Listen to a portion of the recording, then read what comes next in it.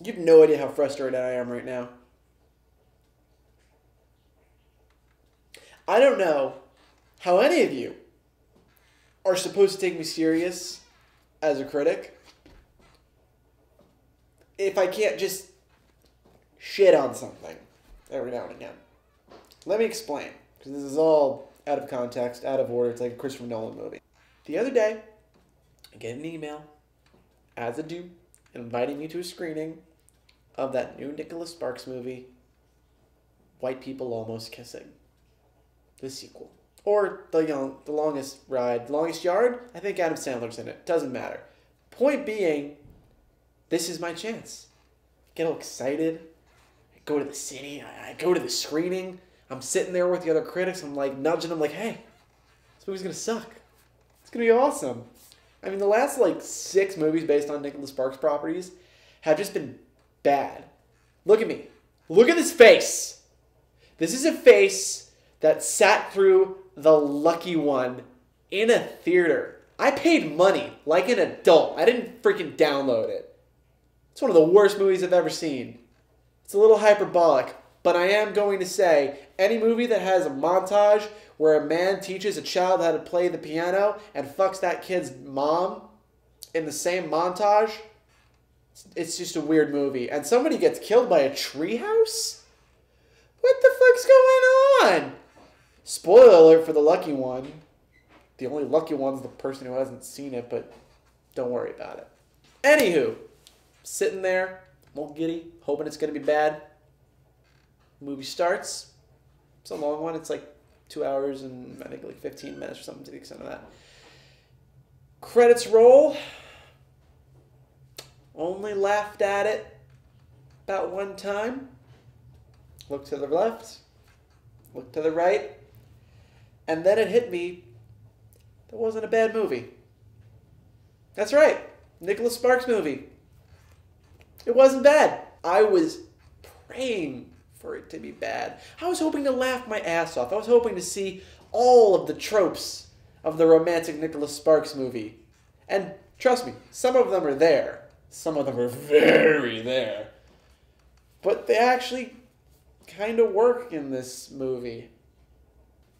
Alright, so going into this movie, I had no idea what it was about because the trailer does not do a very good job conveying what this movie's about, and the synopsis on IMDb sucks balls, so I'm going to give you a quick blow-by-blow about what this whole thing is about. Essentially, the movie follows Sophia. She's a college student who's about to graduate and move to New York to do an internship at an art tech gallery thing.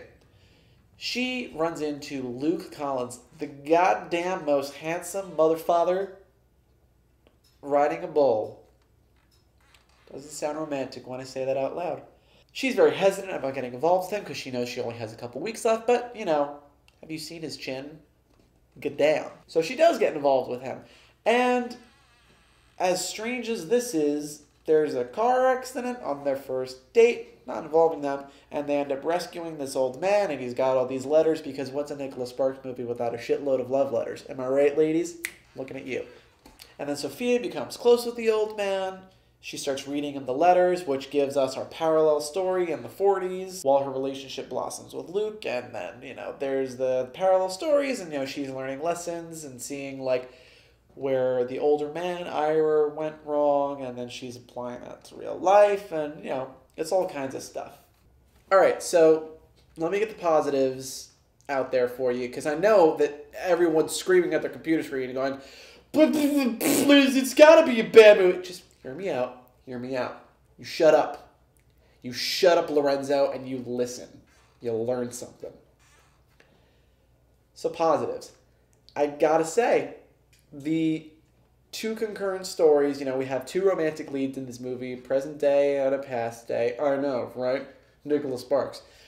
But I actually thought that both of the couples had pretty good on-screen chemistry. I mean, don't get me wrong, like, they're not the most complex characters. They're not even terribly well written, but as far as the actors, they did a serviceable job with what they were given. Like, I like Scott Eastwood in this movie. He's charming, and, like, I kind of buy that little relationship between him and the Sophia character. Another thing the movie does that's good is it actually does a good job avoiding the cliche of what I like to call the misunderstanding. You see, when you make a romantic movie, be it romantic comedy or straight romantic, here are the things that happen. The meet cute. Hey, look at you, look at me, you're attractive, I'm attractive, we're both white, alright, everything's gonna be awesome. The getting to know each other sequences. Oh, look at us, we're doing things and it's cool, everybody's happy, and we're very attractive and white for some reason. Always, in Nicholas Sparks movies, we're always attractive young white people. Then, the misunderstanding. Oh, I saw you doing a thing, but you weren't doing the thing, but there was like another thing, and like now I'm mad at you, but like I'm not mad at you for the right reasons, and oh my god, the relationship's over. And then inevitably, they get back together.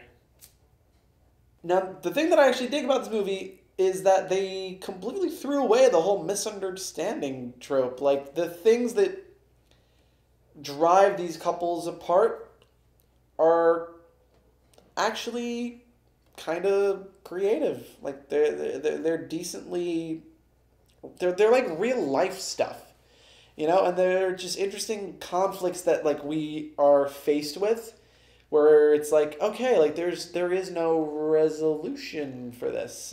Specifically, mild spoiler alert. I know the movie comes out tomorrow, but deal with it. One of the characters has an issue where he can't bear children.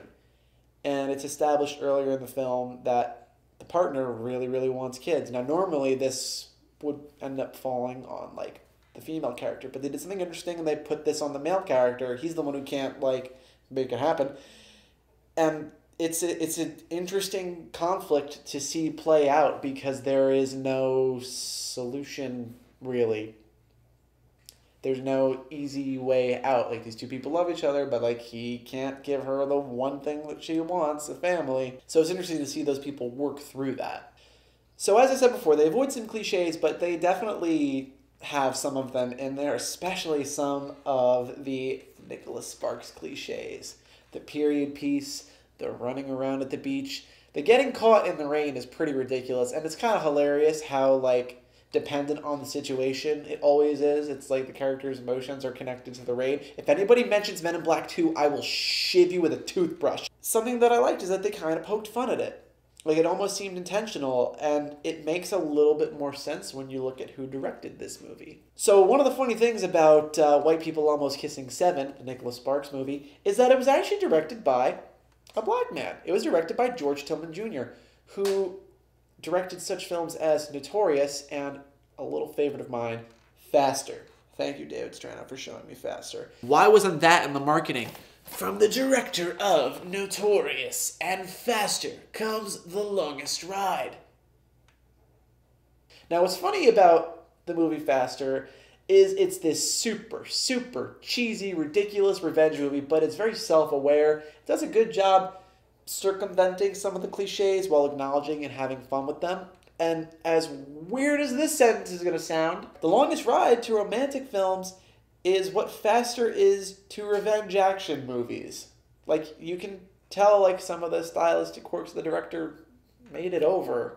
But I can't stress enough, like, how much this movie had going against it for me. Like, literally everything you could imagine was pointing at me going to hate this movie. I mean, one of the things they have is, like, the movie has this undertones, like, it's all set in, like, the South, and it's got this bull riding thing is a major plot point, and that's just not my scene at all. I don't particularly find that interesting. It's, you know, like, hey, like, I'm a New Yorker from Long Island, so, you know, that's not at all what my life's about. But they do a good job making it interesting, and they do a good job, like, building the appropriate amount of conflict. But my God, the stupidest line, the one time where we all laughed, it stemmed from the bull riding.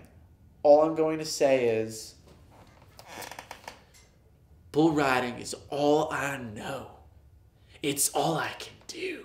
Laughing my ass off. This is my life. It's all I know.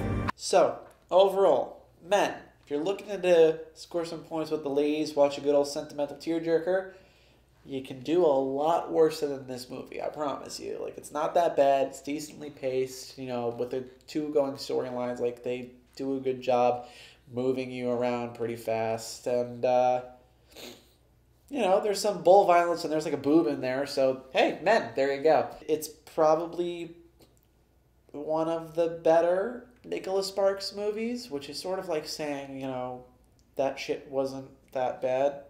It sounds like a backhanded compliment, but, just give it a try.